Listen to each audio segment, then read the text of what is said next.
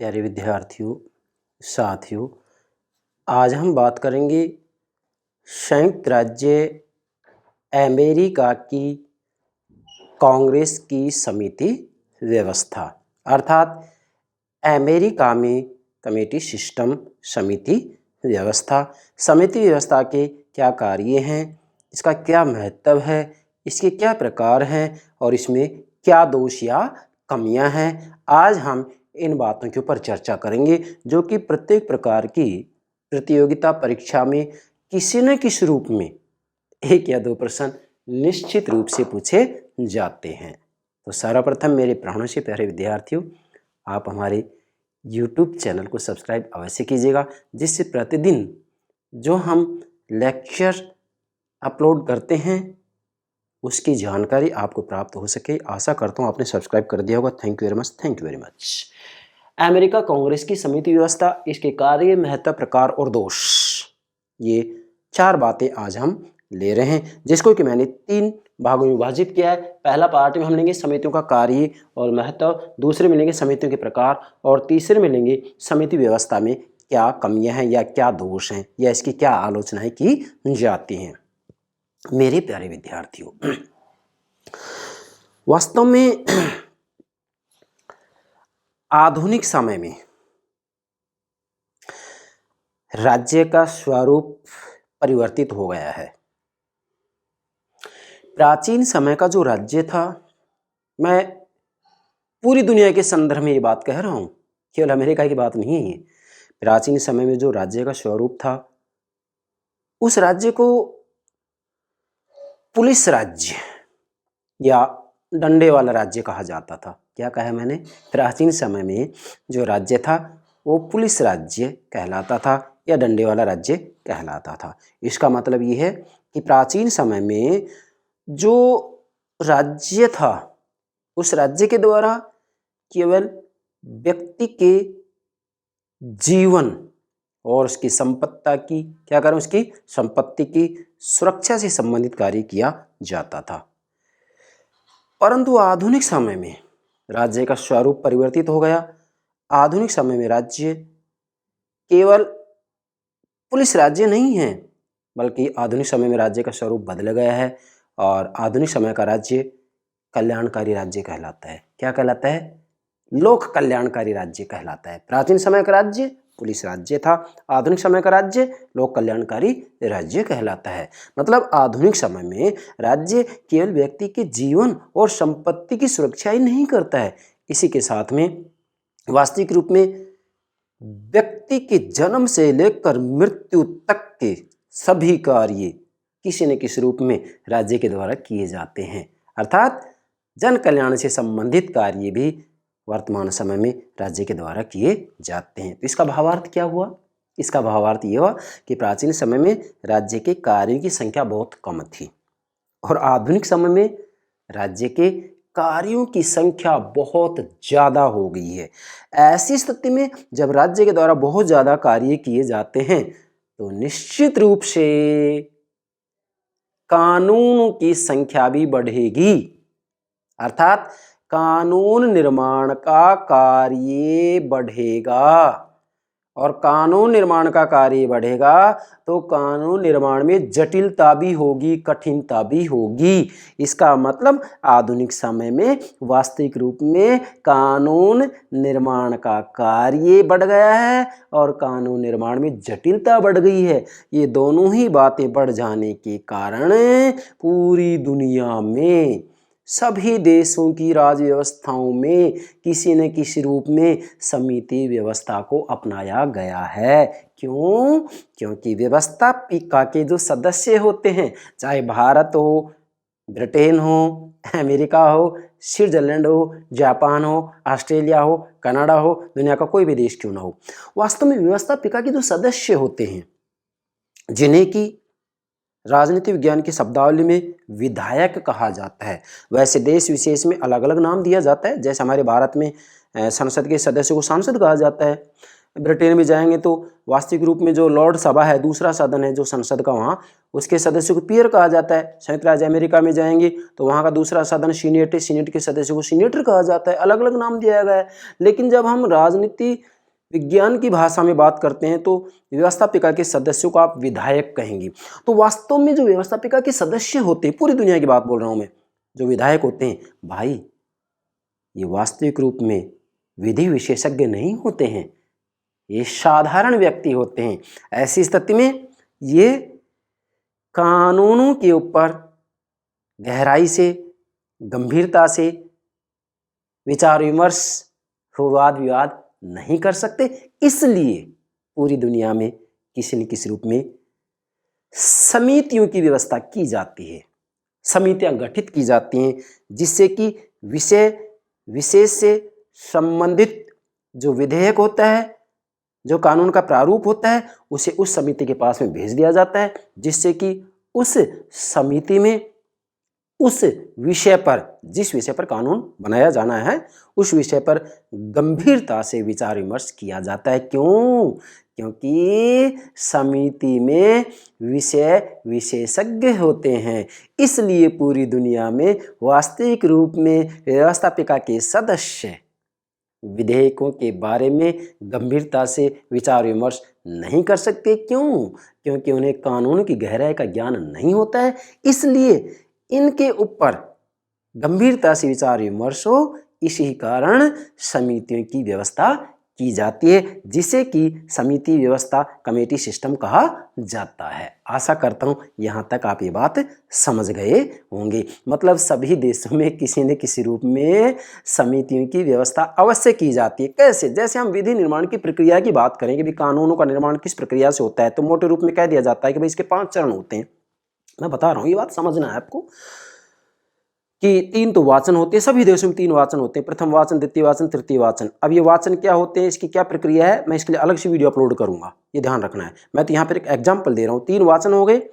एक समिति स्तर होता है, किसी देश में प्रथम वाचन के बाद में ही विधेयक को समिति के पास में भेज दिया जाता है। कुछ देशों में 2 वाचन पूरे होने के बाद में समिति के पास में भेजा जाता है। तो 4 चरण हो गए, मतलब 3 तो वाचन हो गए, प्रथम वाचन, द्वितीय वाचन, तृतीय वाचन, और एक समिति स्तर हो गया, समिति के पास में भेजा जाता है। वो एक अलग बात है कि प्रथम वाचन के बाद में भेजा जा रहा है और कुछ देशों में दूसरे वाचन के बाद में भेजा जा रहा है। तो 4 बातें होंगी, प्रथम वाचन, द्वितीय वाचन, तृतीय वाचन, समिति स्तर, 4 चरण हो गए विधि निर्माण के। और 5वां है राष्ट्राध्यक्ष के हस्ताक्षर। मतलब जैसे हमारे भारत के अंतर्गत वास्तविक रूप में जो कोई भी विधेयक लोकसभा से पारित हो गया, राज्यसभा से पारित हो गया, तो दोनों सदनों में प्रथम वाचन, द्वितीय वाचन, तृतीय वाचन, तीनों वाचनों से पारित होगा। उसके बाद में दूसरे वाचन के बाद में समिति के पास में भेजा जाता है। भारत में तो समिति के स्तर पर भी इसको जो है वाद विवाद के लिए भेजा जाता है, समिति के पास में भेज दिया जाता है। 4 चरण हो गए। 5वां चरण क्या होता है, हमारा जो राज्याध्यक्ष है, राष्ट्रपति के हस्ताक्षर करवाए जाते हैं। राष्ट्रपति के हस्ताक्षर होने के बाद में एक विधेयक अधिनियम माना जाता है। मैंने संक्षिप्त रूप में ये विधि निर्माण की प्रक्रिया बताई है। वैसे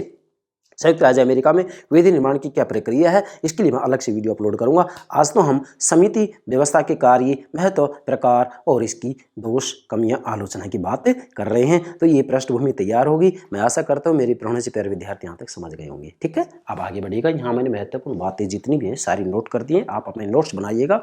इनसे संबंधित 2-3 प्रश्न निश्चित रूप में पूछे जाएंगे। अब आइए इधर नंबर 1 बात करते हैं हम, कानून निर्माण के कार्य में वृद्धि और जटिलता।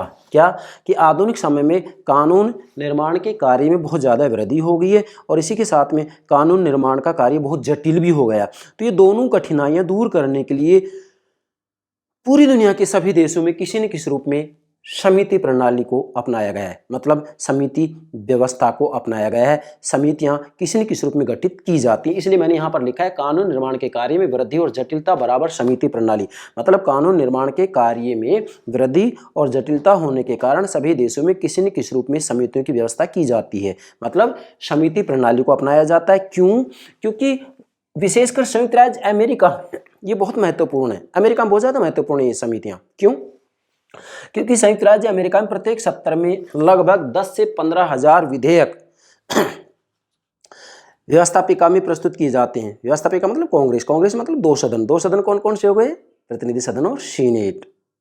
विशेषकर प्रतिनिधि सदन और सीनेट दोनों ही बराबर बराबर हैं। बस इतना अंतर है कि जो वित्त विधेयक होता है अमेरिका में उसको प्रतिनिधि सदन के सामने सबसे पहले भेजा जाएगा, परंतु सीनेट चाहे तो इसमें अपनी इच्छा अनुसार कोई भी संशोधन कर सकती है। इसलिए वास्तविक रूप में विधेयक को पारित करने के संदर्भ में संयुक्त राज्य अमेरिका में दोनों ही सदन शक्ति की दृष्टि से बिल्कुल बराबर बराबर हैं। कुछ मात्रा में अंतर अवश्य है। तो प्रत्येक सत्र में 10 से 15,000 विधेयक प्रस्तुत किए जाते हैं प्रतिनिधि सदन के सामने, सीनेट के सामने। तो उनके ऊपर इतनी गंभीरता से वाद विवाद कैसे हो पाएगा? उनके पास समय नहीं होता है, इसलिए उनको समिति के पास में भेजना पड़ता है और इसी कारण समिति प्रणाली को अमेरिका में अपनाया गया है। और संयुक्त राज्य अमेरिका में समिति व्यवस्था बहुत महत्वपूर्ण है, ब्रिटेन के बनिस्पत बहुत ज़्यादा। क्यों? क्योंकि ब्रिटेन में संसदात्मक शासन प्रणाली है जबकि अमेरिका में अध्यक्षात्मक शासन प्रणाली है। इसलिए संसदीय शासन प्रणाली में या ब्रिटेन में मंत्रिमंडलात्मक प्रणाली है, तो उसके अंतर्गत क्या होता है, जो मंत्रिमंडल होता है वह विशेषकर वास्तव में व्यवस्थापिका के प्रति उत्तरदायी होता है। तो किसी न किसी रूप में मंत्रिमंडल के द्वारा ही विधेयकों का प्रारूप तैयार कर लिया जाता है, परंतु अमेरिका के अंतर्गत मंत्रिमंडल वास्तविक रूप में व्यवस्थापिका के सदस्य नहीं होते हैं। अमेरिका में जो राष्ट्रपति और मंत्रिमंडल है वो कांग्रेस के सदस्य नहीं है, बल्कि अलग से जनता उनको निर्वाचित करती है और ना वो कांग्रेस के प्रति उत्तरदायी होते हैं। तो ऐसी स्थिति में जो मंत्रिमंडल होता है वो विधेयकों का प्रारूप तैयार नहीं करता है, स्वयं व्यवस्थापिका अर्थात कांग्रेस को ही इसका प्रारूप तैयार करना पड़ता है। इसलिए वास्तविक रूप में कांग्रेस के जो सदस्य होते हैं या व्यवस्थापिका जो सदस्य होते हैं वो कानून के विशेषज्ञ नहीं होते हैं। इस कारण संयुक्त राज्य अमेरिका में समिति व्यवस्था और भी ज़्यादा महत्वपूर्ण सिद्ध हो जाती है। क्यों? क्योंकि वहाँ मंत्रिमंडल वास्तव में विधेयकों का प्रारूप तैयार नहीं करता है। जब कभी विशेष आवश्यकता होती है तब राष्ट्रपति अवश्य सुझाव देता है कि इस प्रकार के कानून बनाए जाने चाहिए, संयुक्त राज्य अमेरिका की जनता इस प्रकार के कानून बनवाना चाह रही है, तो कांग्रेस को सुझाव दिया जाता है और कांग्रेस अक्सर राष्ट्रपति की जो सुझाव होते हैं उनको स्वीकार कर लेता है। ये बात आपको ध्यान, बहुत गंभीर बात बताई है मैंने। अब बढ़िएगा आगे। अब इसका पहला पार्ट ले रहे समितियों का कार्य और महत्व। अब ध्यान दें, वास्तव में तो समितियों का कार्य क्या होता है?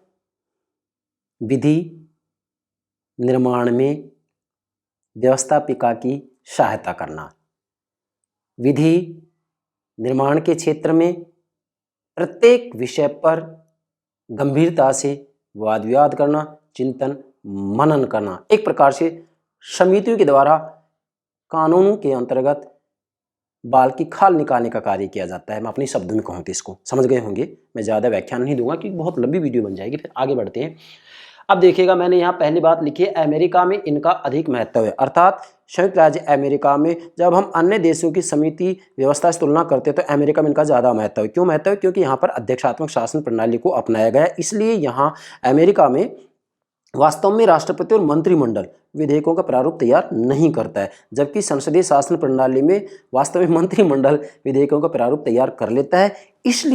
इसलिए अमेरिका में समिति व्यवस्था का बहुत ज़्यादा महत्व है, जबकि ब्रिटेन में इसका इतना महत्व नहीं है। यदि हम तुलना करते हैं, भारत में भी इसका महत्व इतना नहीं है। क्यों नहीं है? क्योंकि हमारे यहाँ पर भी जो है मंत्रिमंडलात्मक पद्धति को अपनाया गया है। अर्थात भारत में भी ब्रिटेन में भी संसदात्मक शासन प्रणाली को अपनाया गया है। संसदात्मक शासन प्रणाली क्या है, इसके लिए मैंने अलग से वीडियो अपलोड कर दिया है, आप हमारी प्लेलिस्ट में देखिएगा। इसी के साथ में अध्यक्षात्मक शासन प्रणाली क्या है, इसके लिए भी हमने अलग से वीडियो अपलोड कर दिए हैं, आप हमारी प्लेलिस्ट में देखिएगा। डियर स्टूडेंट्स, मैं एक एक बात को गंभीरता से समझाऊंगा। आगे बढ़े।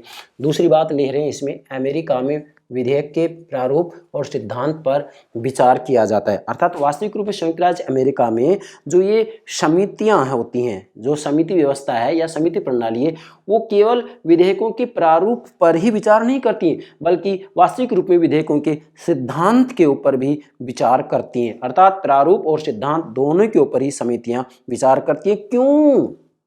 क्योंकि यहाँ अध्यक्षात्मक शासन प्रणाली है और व्यवस्थापिका के सदस्य कानूनों की इतनी जानकार नहीं होते हैं।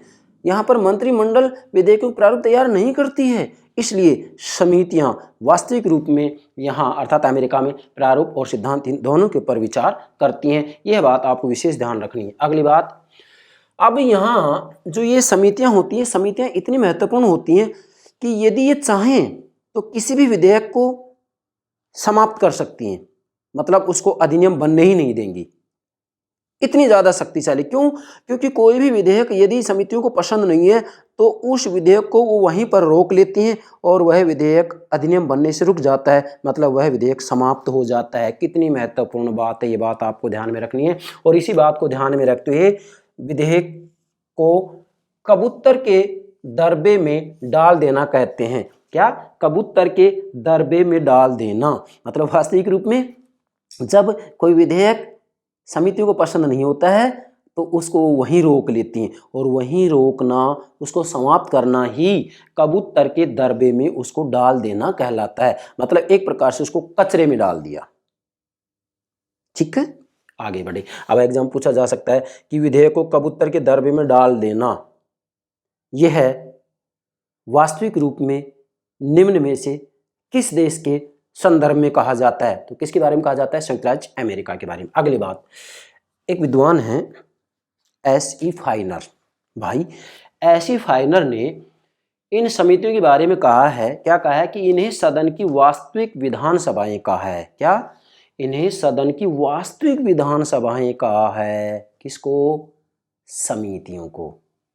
संयुक्त राज्य अमेरिका में जो ये समितियां हैं, इन समितियों को वास्तविक रूप में फाइनर ने सदन की वास्तविक विधानसभाएं कहा है।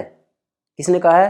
फाइनर ने। अगली बात, एक राष्ट्रपति हैं जिनका नाम है विल्सन। राष्ट्रपति विल्सन ने समितियों के बारे में कहा है कि ये लघु विधानसभाएं हैं। लघु विधानसभाएं क्यों? क्योंकि वास्तविक रूप में तो कोई विधेयक अधिनियम बनेगा या नहीं, ये समितियों के ऊपर निर्भर करता है, और वास्तविक रूप में समितियों में ही किसी भी विधेयक के ऊपर गंभीरता से वाद विवाद किया जाता है। इसलिए वास्तव में ये समितियां ही लघु विधानसभाएं कहलाती हैं। किसने कही ये बात? राष्ट्रपति विल्सन ने। एग्जाम पूछा जा सकता है। अगली बात है, एक स्पीकर हैं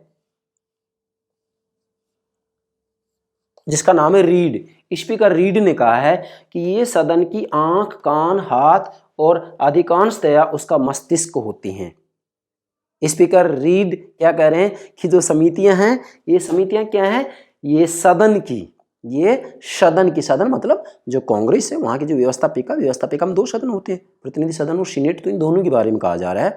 मतलब प्रतिनिधि सदन की भी समितियां होती हैं और सीनेट की भी समितियां होती हैं। ये बात आपको ध्यान में रखनी है। तो इन दोनों के बारे में कह रहे हैं, क्या कह रहे हैं? कि ये मतलब समितियां, दोनों सदन की समितियां, दोनों सदन, प्रतिनिधि सदन और सीनेट की, ये सदन की आंख, कान, हाथ और अधिकांशतया उसका मस्तिष्क होती हैं। मतलब सब कुछ है समितियां ही, और ये सच्चाई भी है। ठीक है, किसने कही बात? स्पीकर रीड ने। तो ये पहली बात क्लियर होगी। अब दूसरा पार्ट लेते हैं, समितियों के प्रकार। संयुक्त राज्य अमेरिका में समितियां कितने प्रकार की हैं? तो ध्यान दीजिएगा। पहली समिति है स्थायी समितियां। क्या है पहली? स्थायी समितियां। स्थायी समितियां बहुत महत्वपूर्ण होती हैं। ज़्यादातर जो विधेयक होते हैं वास्तविक रूप में स्थायी समितियों के स्तर पर समाप्त हो जाते हैं। कोई विधेयक अधिनियम बनेगा या नहीं, ये निर्भर करता है स्थायी समितियों के ऊपर। किसके ऊपर? स्थायी समितियों के ऊपर निर्भर करता है।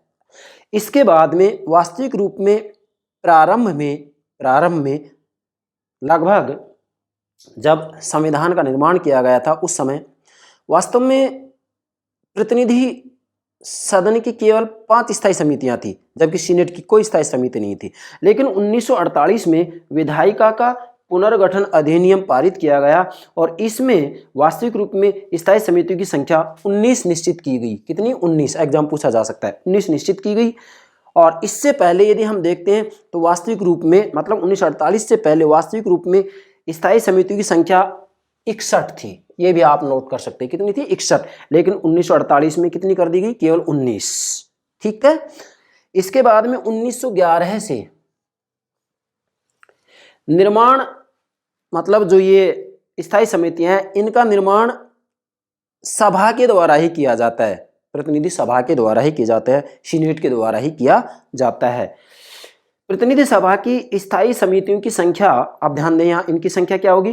प्रतिनिधि सभा की स्थायी समितियों की संख्या मतलब सदस्य संख्या 2 से 50 होगी। 2 से 50। वैसे तो समितियों की संख्या तो 19 होगी, लेकिन समितियों में जो सदस्य संख्या है, यहाँ लिखेंगे सदस्य सदस्य संख्या 2 से 50 होगी और सीनेट की स्थायी समितियों की सदस्य संख्या 2 से 17 होगी। सदस्य संख्या मतलब वास्तविक रूप में एक समिति में सदस्य की संख्या कितनी होगी, यह बात भी आपको नोट करनी है। विशेषकर एग्जाम में यही पूछा जाता है कि वर्तमान समय प्रतिनिधि सभा में स्थायी समितियों की संख्या कितनी है, तो कितनी है 19। बस ये प्रश्न बनता है, बाकी तो बहुत ही व्यापक हो जाता है, ये एग्जाम में नहीं पूछा जाएगा। अंत में मैंने यहाँ नोट किया है कि इनकी सिफारिश के बिना कोई विधेयक कानून नहीं बन सकता। बस ये बात नोट करनी है आपको, क्या कि जब तक स्थायी समितियों के पास जो विधेयक भेजा गया है वह विधेयक वापस नहीं कर दिया जाता है, चाहे संशोधन के सहित कैसे भी किया जाए, जब तक इनकी सिफारिश नहीं होगी, जब तक ये नहीं कहेंगे कि ठीक है हमने इसको संशोधन सहित जो है वापस कर दिया है, अब आप इसको जो है पास कीजिएगा, और विधेयक को जैसे ही कांग्रेस के दोनों सदन पारित कर देते हैं तो फिर वह अधिनियम बन जाता है। मगर इसकी सिफारिश के बिना कोई भी विधेयक कानून नहीं बन सकता, मतलब कोई भी विधेयक अधिनियम नहीं बन सकता। इसलिए मैंने यहाँ नोट किया था, आप नोट कीजिएगा, इनकी सिफारिश के बिना कोई विधेयक कानून नहीं बन सकता, अर्थात इनकी सिफारिश के बिना कोई विधेयक अधिनियम नहीं बन सकता। तो बहुत महत्वपूर्ण है स्थायी समितियां। आगे बढ़े, दूसरा है नियम निर्माण समिति। दूसरा प्रकार क्या है, नियम निर्माण समिति। नियम निर्माण समिति की वास्तविक रूप में इसमें 15 सदस्य होते हैं। किसमें, नियम निर्माण समिति में 15 सदस्य होते हैं। और यहाँ जो ये समिति होती है नियम निर्माण समिति, ये वास्तविक रूप में विधेयक का क्रम, क्या विधेयक का क्रम कि कौन सा विधेयक किस नंबर पर व्यवस्थापिका में प्रस्तुत किया जाएगा, प्रतिनिधि सदन या सीनेट में जहां भी भेजा जा रहा है, क्रम निश्चित किया जाएगा। उसके बाद में किस समय भेजा जाएगा, और इसी के साथ में जो विधेयक उसकी धाराओं में कौन कौन सा संशोधन किया जाना है, ये सब जो निश्चित किया जाता है वह नियम निर्माण समिति के द्वारा किया जाता है। नाम से स्पष्ट हो रहा है नियम निर्माण समिति, अर्थात महत्वपूर्ण तो स्थायी समितियां हैं, लेकिन नियम निर्माण समितियां भी बहुत महत्वपूर्ण होती हैं। ये बात आपको ध्यान में रखनी है। अगला है विशेष समितियां। तीसरा, वास्तविक रूप में संयुक्त राज्य अमेरिका के अंतर्गत विषय विशेष से संबंधित विशेष समितियां भी गठित की जाती हैं, जिन्हें की विशेष समितियां कहा जाता है। ये विशेष समितियां अस्थायी होती हैं, स्थायी नहीं होती हैं, ये अस्थायी होती हैं, और इनके द्वारा वास्तविक रूप में प्रशासन की कमियों को जनता के सामने रखा जाता है। क्यों, क्योंकि वहाँ मतलब अमेरिका में जो राष्ट्रपति और मंत्रिमंडल होता है वह कांग्रेस के प्रति उत्तरदायी नहीं होता है। इसी के साथ में अमेरिका में जो मंत्रिमंडल होता है, राष्ट्रपति सहित जो मंत्रिमंडल होता है, वह वास्तव में विधेयक का प्रारूप तैयार नहीं करता है। इसलिए वास्तव में प्रशासन की कमियों को वहाँ मंत्रिमंडल उजागर नहीं कर सकता। इस कारण वहाँ वास्तव में यह कार्य विशेष समितियों के द्वारा किया जाता है। इसलिए मैंने नोट किया है कि प्रशासन की कमियों को जनता के सामने रखा जाता है। तो ये कार्य कौन करता है, वहाँ विशेष समितियों के द्वारा किया जाता है। वैसे हम इसमें बहुत सारी समितियों की चर्चा करूँ, सारी समितियों के बारे में आपको बताऊँ तो वीडियो बहुत ही लंबी बन जाएगी, लगभग 3 घंटे में ये बात पूरी नहीं होगी। मैंने वो बात नोट की है जो एग्जाम में विशेषकर पूछी जाती है। अगली बात, वास्तव में जो ये विशेष समितियाँ होती हैं ये विधि निर्माण का कार्य बहुत कम करती हैं, बल्कि इनका राजनीतिक उद्देश्य अधिक होता है और विधि निर्माण का उद्देश्य कम होता है। मतलब जो विशेष समितियां होती हैं ये वास्तविक रूप में राजनीतिक उद्देश्य के लिए ज़्यादा कार्य करती हैं और विधि निर्माण का कार्य बहुत कम करती हैं। यह भी एग्जाम में पूछा जाता है। ये राजनीतिक उद्देश्य के लिए विशेषकर गठित की जाती हैं और इनका वास्तव में जो कार्य है वह राजनीतिक होता है। विधि निर्माण का कार्य इनका कम होता है, किनका, विशेष समितियों का। ठीक है, ये राजनीति के पचड़े में ज़्यादा पड़ जाती हैं। चौथा है संपूर्ण सदन की समिति। ध्यान दीजिएगा, संपूर्ण सदन की समिति मतलब वास्तविक रूप में यहाँ जो सदन होता है, जैसे प्रतिनिधि सदन और सीनेट, तो उस सदन को ही वास्तविक रूप में जो है संपूर्ण सदन की समिति के रूप में परिवर्तित कर दिया जाता है। जैसे प्रतिनिधि सदन है 435 सदस्य हैं, तो इसको ही संपूर्ण सदन की समिति के रूप में जो है गठित कर दिया जाता है। तो इसके अंतर्गत वास्तविक रूप में क्या होता है, द्वितीय वाचन के अंतर्गत सभी विधेयकों पर विचार किया जाता है। मतलब जब द्वितीय वाचन पर विधेयक आता है तो उस स्थिति में वास्तव में सभी विधेयकों पर विचार किया जाता है। क्या, संपूर्ण सदन की समिति में संपूर्ण विधेयकों पर विचार किया जाता है। फिर से बोल रहा हूं, द्वितीय वाचन के अंतर्गत सभी विधेयकों पर विचार किया जाता है। किसमें? संपूर्ण सदन की समिति में।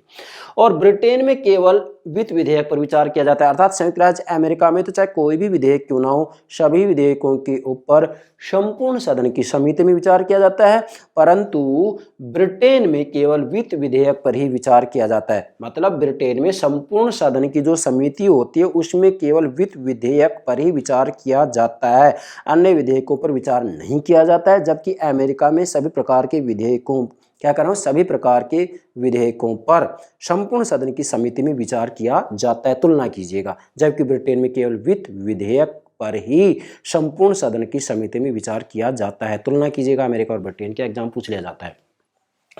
अगला है संपूर्ण सदन की गणपूर्ति केवल 100 है। अब इसका मतलब क्या है भाई? जब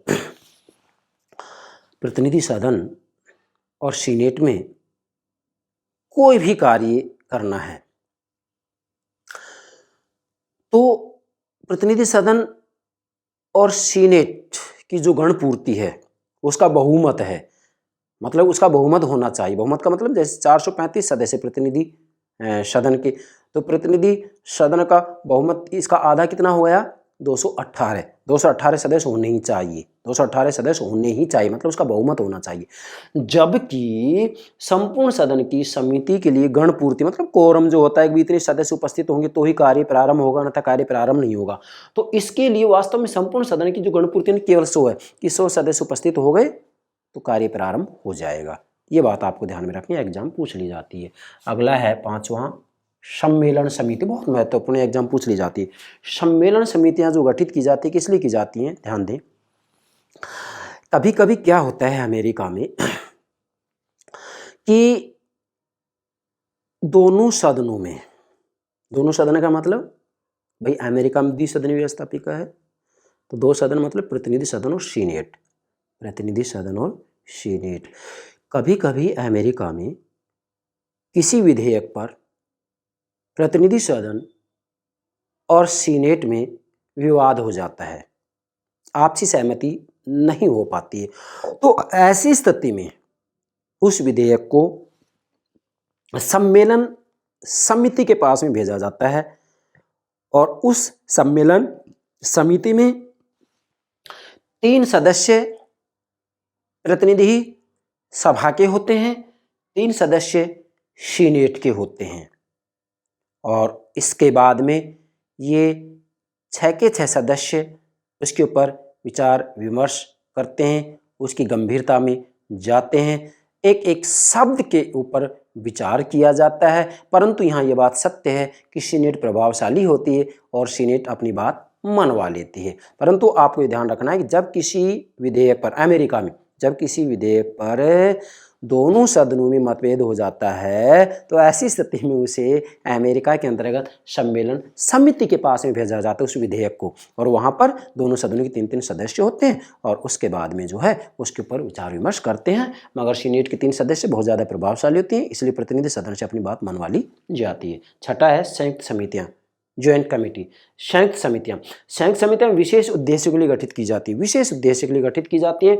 1947 में इनका चुनाव दोनों सदनों की स्थायी समितियों में से किया जाता है। 1947 में, ध्यान देंगे, मतलब 1947 में या 1947 से इनका चुनाव दोनों सदनों की स्थायी समितियों में से किया जाता है, जबकि इससे पहले इनसे बाहर भी कर लिया जाता था। मतलब दोनों सदनों की स्थायी समितियां, दोनों सदन मतलब प्रतिनिधि सदन और सीनेट, दोनों सदनों की स्थायी समितियों में से किया जाता है। ये स्थायी समितियां, इन स्थायी समितियों में से जो है इसका क्या किया जाएगा? गठन किया जाएगा। फिर बता रहे हैं संयुक्त समितियां विशेष उद्देश्य के लिए गठित की जाती है और 1947 में इनका चुनाव दोनों सदनों की स्थायी समितियों से किया जाता है। आप इसको ऐसे भी कह सकते हैं 1947 से इनका चुनाव दोनों सदनों की स्थायी समितियों में से किया जाता है। ये एग्जाम पूछा जाता है। और 7वां है संचालन समितियां। अब ध्यान दीजिएगा, संचालन समितियां, देखो संचालन समितियां किस लिए गठित की जाती है? व्यवस्थापन कार्य का सदन में संचालन करने के लिए, व्यवस्थापन कार्य का सदन में, सदन मतलब प्रतिनिधि सदन और सीनेट, व्यवस्थापन कार्य का सदन में संचालन करने के लिए संचालन समितियां गठित की जाती हैं। आगे, सदन के बहुमत दल का नेता इसका अध्यक्ष होता है। मतलब जो सदन होता है, जैसे प्रतिनिधि सदन है, तो प्रतिनिधि सदन में जो बहुमत दल का नेता होता है इसका अध्यक्ष होगा। ये बात आपको ध्यान में रखनी। इसी प्रकार से सीनेट में भी जो बहुमत दल का नेता होगा वो इसका अध्यक्ष होगा। तो मैंने क्या लिखा है यहाँ पर, सदन के बहुमत दल का नेता इसका अध्यक्ष होता है। किसका? संचालन समिति का अध्यक्ष होगा।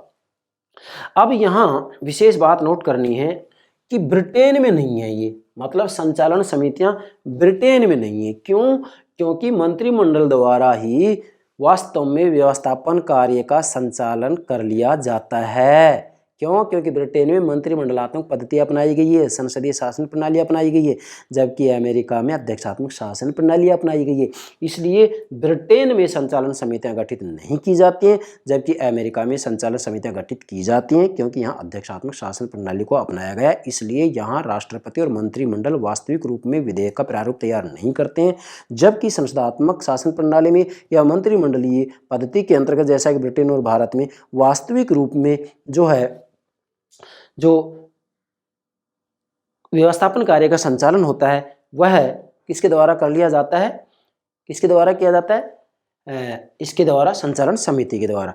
परंतु वास्तव में ब्रिटेन में ये नहीं अपनाई गई। क्यों नहीं अपनाई गई है भाई? ब्रिटेन में संचालन समिति नहीं है।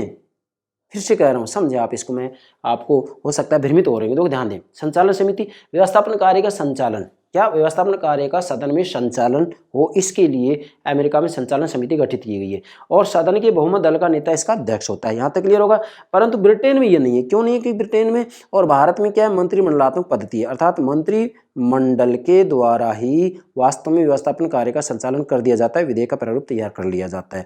जबकि अमेरिका में अध्यक्षात्मक शासन प्रणाली होने के कारण राष्ट्रपति और मंत्रिमंडल वास्तविक रूप में यह कार्य नहीं करते हैं। इसलिए ब्रिटेन में संचालन समितियां नहीं हैं, जबकि अमेरिका में संचालन समितियां हैं। तुलना कीजिएगा, एग्जाम पूछ लिया जाता है। और तीसरा पार्ट है समिति व्यवस्था के दोष। समिति व्यवस्था या कमेटी सिस्टम में क्या कमियां हैं? नंबर 1, अत्यधिक शक्तिशाली। संयुक्त राज्य अमेरिका में जो समितियां हैं बहुत ज़्यादा शक्तिशाली हैं, अर्थात वास्तविक रूप में ये कहा जाता है कि अमेरिका में प्रत्येक सत्र में 10 से 15 हज़ार विधेयक प्रस्तुत किए जाते हैं कांग्रेस के सामने, दोनों सदनों के सामने। उनमें से केवल कुछ विधेयक या अधिनियम बन पाते हैं, बाकी ज़्यादातर को समाप्त कर दिया जाता है। क्यों? क्योंकि स्थायी समिति के ऊपर निर्भर करता है कि किस विधेयक को अधिनियम बनवाना चाह रहे हैं और किस विधेयक को वहीं पर रोक लेते हैं, समाप्त कर देते हैं, जिसे कि कबूतर के दरबे में डाल देना कहा जाता है। इसलिए वास्तविक रूप में अमेरिका में जो समिति हैं बहुत ज़्यादा शक्तिशाली हैं। ऐसी स्थिति में व्यवस्थापिका का महत्व घट जाता है। दूसरा, कार्यवाही गुप्त, अर्थात संयुक्त राज्य अमेरिका में समितियों की कार्यवाही गुप्त होती है। इसी आधार पर यह कहा जाता है कि समितियों में वास्तविक रूप में अनैतिक साधनों को अपनाया जाता है, क्योंकि गुप्त होती है कार्यवाहियाँ। तीसरा है जांच समितियों की आलोचना। संयुक्त राज्य अमेरिका में जो जांच समितियां गठित की जाती हैं वास्तविक रूप में वो चुनाव प्रचार, शासन को बदनाम करना और कानून निर्माण का कार्य नहीं करती हैं। विशेषकर ये चुनाव प्रचार संबंधित कार्य करती हैं और शासन को बदनाम करने संबंधित कार्य करती हैं।